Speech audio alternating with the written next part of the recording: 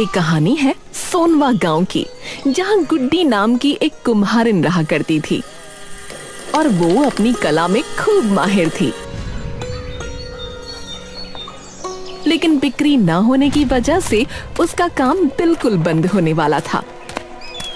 अरे ले लो, मिट्टी के बर्तन, खिलौने, सजावट के सामान, वो भी एकदम सस्ते दाम पर, ले लो ले लो।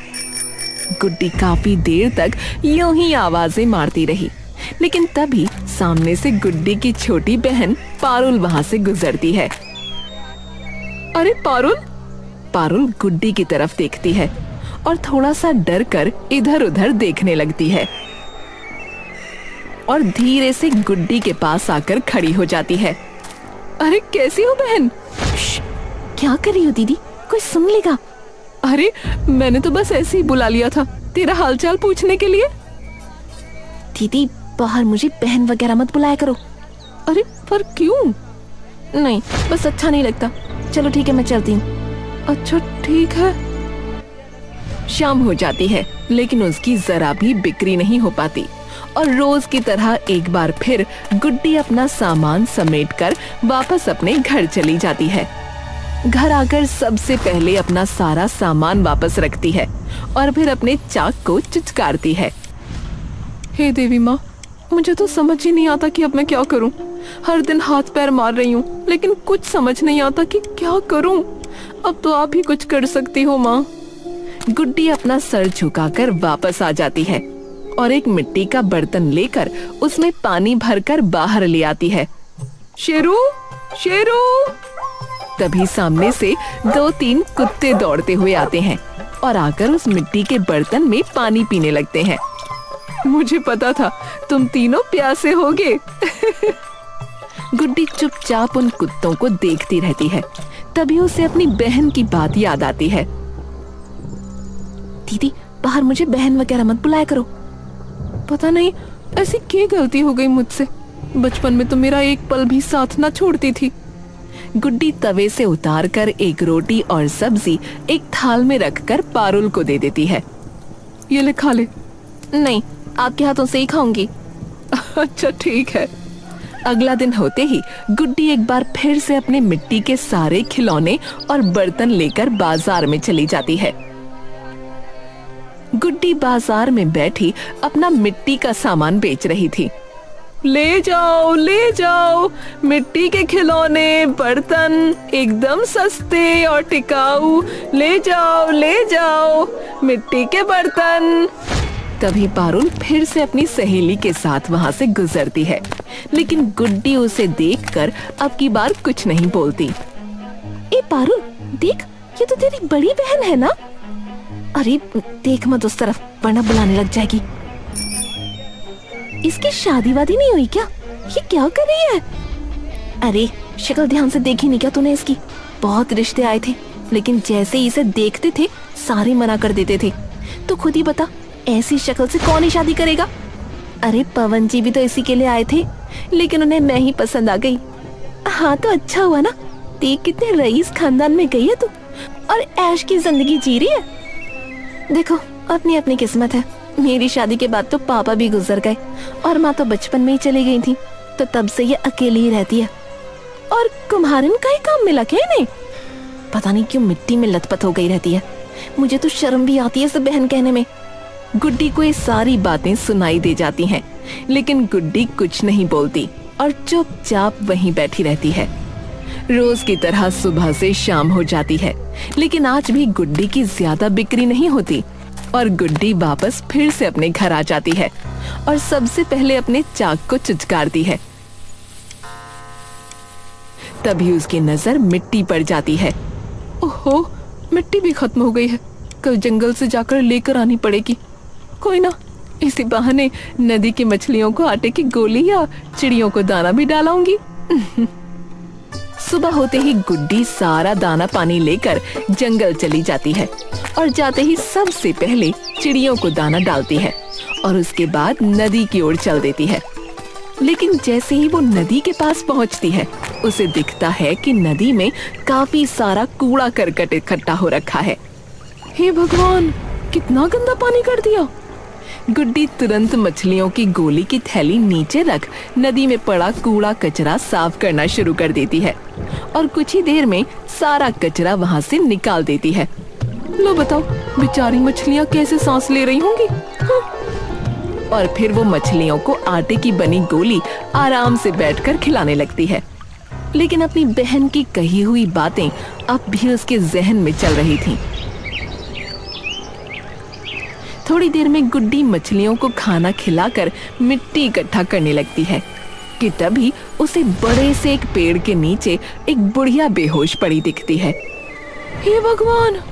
गुड्डी तुरंत दौड़ते हुए उस बुढ़िया के पास आती है और उसे पकड़कर पेड़ के सहारे बिठा देती है और उसका मुंह थपथपाने लगती है। माँ जी, अरे माँ जी, उठिए ना माँ जी। माँ जी, तुम कौन हो बेटिया? माँ जी, मेरा नाम गुड्डी है। मैं यहाँ से गुजर रही थी, तभी मैंने आपको यहाँ गिरा देखा। आप ठीक तो है ना? अरे बेटा, जंगल में थोड़ी लकड़ी लेने आई थी, पर अब शरीर इतना कमजोर हो गया है कि चक्कर आ गया और यहाँ पे गिर गई। तो आपने किसी और को भेजा क्यों नहीं? अरे बिटिया, अकेली रहती हूँ, कौन आएगा मेरे लिए? और अब तो ऐसा लगता है जैसे पूरी दुनिया को मुझसे चिढ़ है। गुड्डी चुपचाप उस बुढ़िया की तरफ देखती रहती है। क्या हुआ बेटी? मुझे भली भांति पता है माँ जी, आपको कैसा लग रहा है। कैसे? गुड्डी उसे सारी बात बता देती है। मैं और किसी से तो क्या ही उम्मीद करूं माँ जी, जब मेरी खुद की बहन मुझसे नफरत करती है। मैं तो चाहती हूँ कि अगले जन्म में बस खूबसूरती दे दे भगवान। नहीं बेटा, सूरत नहीं, सीरत पूरी जिंदगी साथ रहती है और तुम्हारी नीयत ही तय करती है कि तुम्हारी जिंदगी कैसे बीतेगी। वैसे बेटा, मुझे प्यास लगी है, थोड़ा पानी लाके पिला सकती हो? जी माँ जी, मैं साथ में ही लाई हूँ पानी अपने घर से। गुड्डी अपने थैले में से पानी की बोतल निकालती है। ये लो माँ जी। बेटी, अपने हाथों से पिला सकती हो? जी माँ जी। गुड्डी उसे अपने हाथों से पानी पिला देती है। मुझे एक बात बताओ बेटी, कि तुम जंगल में क्या करने आई थी? मैं वो मिट्टी के बर्तन और खिलौने वगैरह बनाती हूँ माँ जी, उसी के लिए मिट्टी लेने आई थी, लेकिन साथ में चिड़िया और मछलियों का दाना पानी भी करा दिया।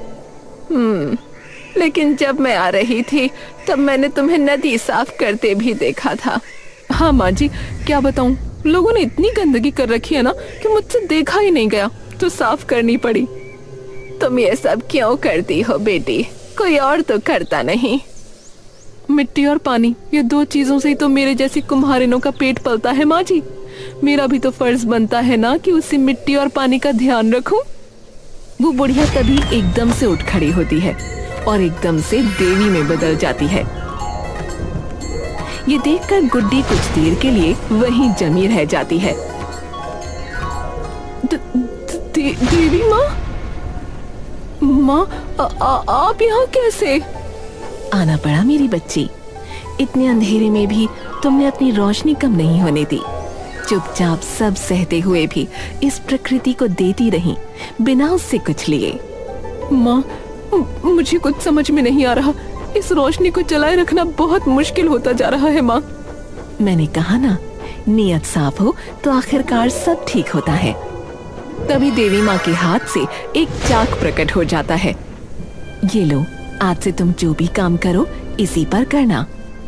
ये क्या है माँ? तुम्हारे कर्मों का फल है बेटी, पर हाँ, एक बात याद रखना, कि तुम्हारी जरूरत के लिए है, इच्छा के लिए नहीं। और ये चाक हर एक स्पर्श को पहचानता है। अगर कभी इस पर लालच या अभिमान का स्पर्श हुआ तो ये चाक उस इंसान के गलत कर्मों को उसी पल लौटा देगा। और जब तक वो इंसान अपनी गलतियों को पूरे मन से नहीं स्वीकारता, तब तक उसके हाथों का स्पर्श भी मैला ही रहेगा। जी माँ, आपका बहुत बहुत धन्यवाद माँ, इस कृपा के लिए। आपके एक दर्शन ने ही मानो मेरे सारे दुख हर लिए। गुड्डी उस चाक को उठाकर अब अपने घर ले जाती है। इसमें ऐसी क्या बात होगी जो ये खुद देवी माँ ने मुझे दिया? गुड्डी उस चाक के पास बैठ जाती है और कुछ मिट्टी उस पर डाल देती है। पहले ग्लास बनाकर देखती हूँ। गुड्डी उस चाक पर एक ग्लास बनाने लगती है। जैसे ही ग्लास बनकर तैयार होता है तभी वो मिट्टी से बदलकर लोहे का हो जाता है। हैं? ये क्या हुआ? गुड्डी उस ग्लास को देखकर एकदम चौंक जाती है। ये तो चमत्कार हो गया। गुड्डी अपने मंदिर में रखी देवी माँ की तस्वीर देखती है और उनके सामने अपना सर झुका लेती है। हे देवी माँ, आपका बहुत बहुत आभार, बहुत आभार। गुड्डी अब उस चाक पर कई सारे बर्तन बना देती है और देखते ही देखते सभी मिट्टी के बर्तन स्टील और तांबे के बर्तनों में बदल जाते हैं। इन बर्तनों को तो मैं आराम से बेच सकती हूँ बाजार में। एक काम करती हूँ, खिलौने भी बनाकर देखती हूँ। गुड्डी उस चाक पर खिलौने बनाना शुरू करती है और देखते ही देखते वो खिलौने भी खूबसूरत खिलौनों में बदल जाते हैं। गुड्डी ये देखते ही एकदम खुशी से उछल पड़ती है। अरे वाह, अब तो कल बिक्री ही बिक्री हो जानी चाहिए। अगला दिन होते ही गुड्डी सभी खिलौनों और बर्तनों को लेकर बाजार चली जाती है। वहाँ जाकर वो सभी चीजें बेचना शुरू करती है। तभी एक बच्चा वहाँ आता है। पापा, पापा। तभी उस बच्चे के पापा भी वहाँ आ जाते हैं। अरे, अब क्या हुआ? पापा, मुझे ये खिलौने लेने हैं। बता, तुझे कौन सा लेना है? बच्चा उनमें से एक खिलौना उठा लेता है। अब इसके कितने हो गए बहन जी? 60 रुपए हो गए भाई साहब। ठीक है, दे देना इसे। जी। गुड्डी उनका खिलौना एक थैली में डालकर उन्हें दे देती है और पैसे लेकर वो वहाँ से चले जाते हैं। आज तो बैठते ही बोनी हो गई। तभी कुछ औरतें भी वहाँ आ जाती हैं। अरे बहन जी, ये थाली पीतल की है क्या? जी हाँ बहन जी। मैं तो सोच रही हूँ ले लूं। हमारी घर की थालियाँ तो पुरानी हो गई हैं सारी। हाँ, पीतल के बर्तनों में खाना खाना तो सेहत के लिए बहुत अच्छा रहता है। ठीक है, तो फिर बहन जी 4 थाल कर देना। और मुझे भी ये तवा दे देना बहन जी।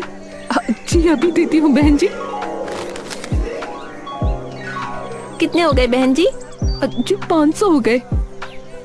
इन सभी चीजों की? जी हाँ। ये तो बाकी दुकानों से बहुत सस्ता है।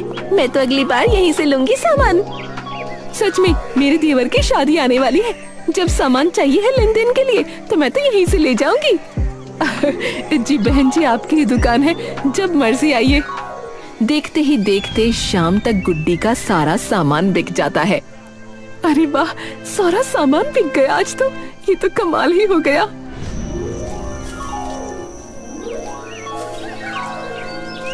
कुछ ही दिनों में गुड्डी की चर्चा पूरे गांव में फैल जाती है। उसका मामूली सा ठेला अब बढ़कर दुकान में बदल जाता है। देवी माँ, आज आपकी ही कृपा से मैं अपनी खुद की दुकान खोल पाई हूँ। बस इसी तरह कृपा बनाए रखना माँ। बहन जी, जरा सुनिएगा। क्या हुआ बहन? आपके पास कुछ खाने को है क्या बहन जी? खाने का?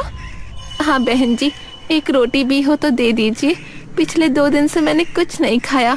अगर ऐसा ही रहा तो मेरे साथ साथ मेरी बेटी का भी भूख से बुरा हाल हो जाएगा। 2 दिन से मतलब कब से यूं ही घूम रही हूँ इस बच्चे को लिए? 1 हफ्ता हो गया बहन जी। पर ऐसा क्या हुआ? और इसके पापा नहीं है क्या? है तो सही, लेकिन मेरे ससुराल वालों को जब पता चला कि मुझे बेटी हुई है तो उन्होंने मुझे घर से बाहर निकाल दिया और मेरे पति बस चुपचाप खड़े सब देखते रहे। अब बताओ, अकेली औरत क्या करे? अकेली औरत चाहे तो बड़े से बड़ा पर्वत भी चढ़ सकती है बहन जी। आप एक काम करो, आप यहीं रहो। मैं खाना लेकर आई थी अपने लिए, तो आप वो खा लो और शाम को मेरे साथ चलना। शाम होते ही गुड्डी उस औरत को अपने घर ले जाती है। तुम एक बार यहीं रुकना, मैं अंदर से कुछ लेकर आती हूँ। ठीक है बहन जी। गुड्डी अंदर जाकर अपना जादुई चाक लेकर आती है और खाली जगह पर बैठ जाती है। धीरे धीरे चाक से एक सुंदर सी झोपड़ी बना देती है और एकदम से वो झोपड़ी एक बड़ी सी झोपड़ी में बदल जाती है, जिसे देखते ही शिवानी एकदम भौचक्की रह जाती है। ये कैसे हुआ? ये बात अब किसी को बताना मत, ठीक है? वरना बवाल खड़ा हो जाएगा। तो मैं यहाँ रह सकती हूँ मतलब? अरे हाँ, आपका बहुत बहुत धन्यवाद बहन जी, आपने मेरी और मेरी बेटी की जिंदगी बचाई है। कोई बात नहीं, जब मुझे जरूरत थी तो किसी ने मेरी मदद की थी, तो मेरा भी तो वही फर्ज बनता है ना। शिवानी गुड्डी के सामने हाथ जोड़ लेती है। इसकी कोई जरूरत नहीं है, कल से तुम मेरे साथ दुकान में काम करना, क्योंकि जब से काम बढ़ा है तब से मुझे भी किसी की जरूरत थी। जी बहन जी। नाम क्या है तुम्हारा? शिवानी। अगले दिन से दोनों दुकान संभालने लगते हैं। देखते ही देखते दुकान पर रोज लोगों की भीड़ होने लगती है। तभी एक दिन जब पारुल वहाँ से गुजर रही होती है, उसका ध्यान गुड्डी की बड़ी दुकान पर पड़ता है, जिसे देख पारुल हैरान रह जाती है। इसने इतनी बड़ी दुकान कब खोल ली? तूने देखा नहीं, ये तो 1 हफ्ते से खुली हुई है और काम करवाने के लिए इसने एक औरत भी रखी है। क्या? और क्या, दूर दूर से लोग बर्तन खिलौने वगैरह लेने आ रहे हैं, क्योंकि सबसे सस्ते दाम है इसके। पर ये अचानक कैसे हुआ? ये तो मिट्टी के बर्तन बेचती थी। अरे पर तुझे तो खुश होना चाहिए ना कि वो कामयाब हो रही है। पारुल बिना कुछ बोले आगे बढ़ जाती है।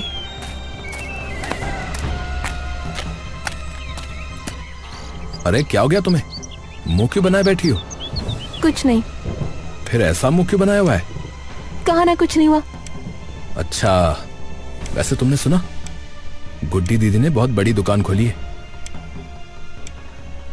तो मैं क्या करूं? किसी से कर्ज लेकर बैठी होगी। अरे नहीं, उनकी बिक्री बढ़ी है और वो एकदम खरा सामान सस्ते दाम पर बेचती हैं। मेहनत की है उनने। तुम्हें बड़ा गर्व महसूस हो रहा है उन पर। जाओ जाकर उन्हीं की दुकान पर काम कर लो। अरे मैं तो बस कह रहा था कि मेहनती हैं वो। मैं कोई खाली बैठी नहीं रहती यहाँ। पारुल गुस्से में घर से बाहर निकल जाती है और सीधा गुड्डी के घर के बाहर आकर खड़ी हो जाती है। मैं भी देखूं आखिर मिट्टी से तांबा और स्टील पर कैसे आ गई है। पारुल चुपके से घर की खिड़की के अंदर झांकती है, जहाँ गुड्डी जादुई चाक पर बर्तन बना रही होती है और वो बर्तन मिट्टी से स्टील और तांबे में बदल जाते हैं। ये कैसे हो सकता है? ये देखते ही पारुल के मन में लालच जाग उठता है। अगर ये मेरे पास हो तो कितना फायदा हो जाए, बैठे बैठे सब बना लूं। और वैसे भी ये अकेली रहती है, मेरे पास तो पूरा परिवार है। अगले दिन जैसे ही गुड्डी दुकान पर जाती है, तभी पीछे से पारुल हाथ में हथौड़ा लेकर आती है। हाँ, गई ये। पारुल गुड्डी के घर का ताला तोड़ देती है और चाक उठाकर अपने घर ले जाती है। पहले मिट्टी ले आओ, फिर देखूंगी इससे क्या बनता है। सोने के बर्तन बनाऊंगी मैं तो। पारुल बाहर से मिट्टी लाकर चाक पर बैठती है, लेकिन जैसे ही पारुल चाक चलाकर बर्तन बनाती है, चाक जोर जोर से हिलने लगता है। हे भगवान, ये क्या हो रहा है? बचाओ, बचाओ!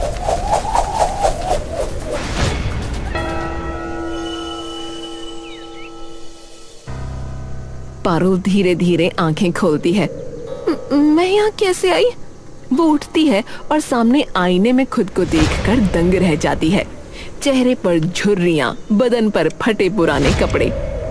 ये मुझे क्या हो गया? मेरा चेहरा। पारुल दौड़कर अपने घर पहुंचती है और दरवाजा खटखटाती है। पवन जी। अरे पारुल, तुम यहाँ? अरे गुड्डी, पारुल आई है। मैं यहाँ? और गुड्डी यहाँ क्या कर रही है? तभी गुड्डी वहाँ आती है। आप यहाँ क्या कर रहे हो? ये क्या बात हुई भला? मेरा घर है ये। आपका कैसे हुआ? ये मेरा घर है और वो मेरे पति हैं। ए, तूने अपनी शक्ल देखी है? तेरी औकात भी है इस घर में रहने की? पवन जी, आप ही बताइए ना इन्हें कि मैं आपकी बीवी हूँ। क्या बहकी बहकी बातें कर रही हो तुम पारुल? बहकी बहकी बातें तो आप कर रहे हो। तभी गुड्डी कसकर पारुल का हाथ पकड़ती है और उसे बाहर की ओर धकेल देती है। खुद का परिवार नहीं मिला तो मेरा परिवार खाने आ गई। शक्ल देखिए तूने अपनी? तेरी औकात है? ऐसी जगह पर शादी हो तेरी? गुड्डी उसके मुंह पर गेट बंद कर देती है। क्या पागल पागल हो गई है क्या ये? मुझे क्या पता, पागल ही रही होगी उस झोपड़े में अकेले रहते रहते। मुझे तो शर्म भी आती है इसे अपनी बहन कहने में। पारुल बाहर खड़ी ये बातें सुन रही थी। मुझसे शर्म क्यों? पारुल आगे कुछ नहीं बोल पाती, वो वापस चली जाती है। शाम हो जाती है और पारुल चुपचाप बैठी रहती है। ये सब क्या हो रहा है मेरे साथ? मुझे तो कुछ भी समझ में नहीं आ रहा। पारुल की नजर तभी चाक पर पड़ती है। ये सब इसकी वजह से हो रहा है। इसे तोड़ दूंगी तो पूरा खेल ही खत्म। पारुल उस चाक को उठाकर जमीन पर पटक देती है, लेकिन उस चाक को कुछ भी नहीं होता। इसे कुछ भी क्यों नहीं हो रहा? पारुल तभी हथौड़ा ढूंढकर उस चाक पर जोर जोर से मारने लगती है, लेकिन तब भी कुछ नहीं होता। थोड़ी देर बाद पारुल थककर नीचे बैठ जाती है। हे भगवान, ये क्या हो गया? ये क्या हो गया? पारुल मायूस होकर वहीं लेट जाती है। आधी रात होते ही उसे जोरों की भूख लगने लगती है। पारुल पूरा घर छान मारती है, लेकिन खाने के लिए कुछ नहीं मिलता। यहाँ तो कुछ है ही नहीं। दीदी कैसे गुजारा करती थी यहाँ पर? रात से सुबह हो जाती है। पारुल की भूख और बढ़ जाती है। देखती हूँ कहीं कुछ पैसे वगैरह रखे हैं क्या। उसे 1 रुपया भी नहीं मिल पाता। हे भगवान, ऐसे तो मैं भूखी मर जाऊंगी। पारुल घबराकर एक बार फिर गुड्डी के पास जाती है। अब क्या है? दीदी, मुझे बहुत भूख लग रही है। आपके घर में ना कुछ खाने को है ना पैसे हैं। मेरा घर नहीं, वो तेरा घर है, और तुझे खिलाने के लिए ना बैठी मैं। घर जाकर अपने मिट्टी के बर्तन बेचकर कमा, जो रोज करती है। मेरी ठेकेदारी थोड़ी है तेरा पेट भरने की। गुड्डी एक बार फिर पारुल के मुंह पर दरवाजा बंद कर देती है। पारुल चुपचाप वहीं खड़ी उस दरवाजे को देखती रहती है।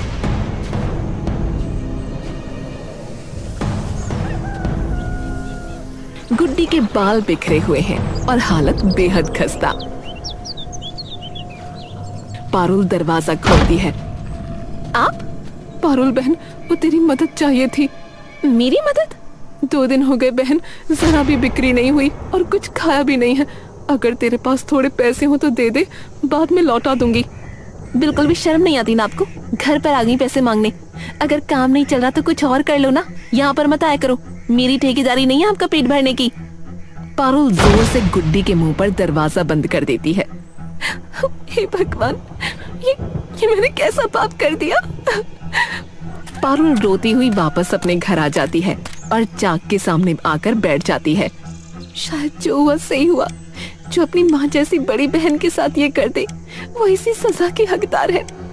पारुल उठकर थोड़ी सी मिट्टी ले आती है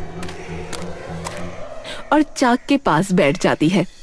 थोड़ी बहुत चीजें बना लेती हूँ, क्या पता उसी से कुछ पैसे मिल जाएं। जैसे ही पारुल चाक को हाथ लगाती है, चाक एक बार फिर जोर जोर से हिलने लगता है और एकदम से पारुल को अपने अंदर खींच लेता है। पारुल उठकर देखती है, वो वापस अपने घर आ चुकी है, उसी पुराने कपड़ों में। वो दौड़कर आईने के पास जाती है। हे भगवान, तेरा बहुत बहुत शुक्रिया। उसका चेहरा पहले जैसा हो चुका होता है। पारुल बाहर आती है कि तभी उसकी नजर जादुई चाक पर पड़ती है। पारुल वो चाक उठाकर गुड्डी की दुकान की ओर चल देती है। गुड्डी और शिवानी दुकान पर बैठी होती हैं। तभी पारुल हाथ में चाक लिए वहां आती है। दीदी, पारुल तू यहाँ? गुड्डी की नजर चाक पर पड़ती है। ये तेरे पास कैसे आया? मैंने आपके घर से चुराया था दीदी। मतलब? पारुल सारी बात गुड्डी को बता देती है। मुझे नहीं पता ये सब क्यों हुआ। मुझे पता है। मतलब? मैं ये नहीं बता सकती कि ये मुझे किसने दिया, लेकिन जिसने दिया उसने कहा था जिसके स्पर्श में लालच या अभिमान होगा, ये चाक उसके कर्म को उसे वापस लौटा देगा। पारुल सिर झुका लेती है। दीदी, माँ के जाने के बाद आपने कैसे मुझे अपने हाथों से रोटी खिलाई थी, याद है? कैसे नहीं याद? मेरे बिना तो खाना तक नहीं खाती थी। और आपको याद है जब आप मेरे घर पैसे मांगने आई थी तब मैंने क्या कहा था? गुड्डी चुपचाप उसकी तरफ देखती रहती है। मैंने कहा था मेरी ठेकेदारी नहीं है आपका पेट भरने की। उस बहन को जिसने मुझे कभी भूखा नहीं सोने दिया, जिसने माँ बनकर मुझे पाला, मैं तो माफी के लायक भी नहीं हूँ दीदी। पारुल फूट फूट कर रो पड़ती है और गुड्डी उसे सीने से लगा लेती है।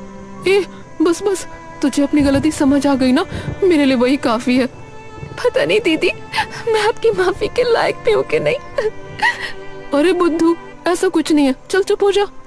पारुल काफी देर तक गुड्डी से लिपट कर रोती रहती है। दीदी, जादू आप में है, चाक में नहीं। तभी शिवानी भी बोल पड़ती है। दीदी ये बात बिल्कुल सही है, आप चाहती तो इस चाक को अपने लिए इस्तेमाल कर सकती थी, लेकिन आपने किया सिर्फ दूसरों के लिए। अगर आप ना होती तो मेरा और मेरी बच्ची का क्या होता? मुझे बस एक ही बात की खुशी है कि मुझे मेरी बहन वापस मिल गई। पारुल गुड्डी की ओर देखती है। दीदी आज मेरे घर खाना खाने चलोगी? गुड्डी की आंखें भर आती हैं। और इस बार सारा खाना मैं अपने हाथों से तुम्हें खिलाऊंगी। हाँ ठीक है।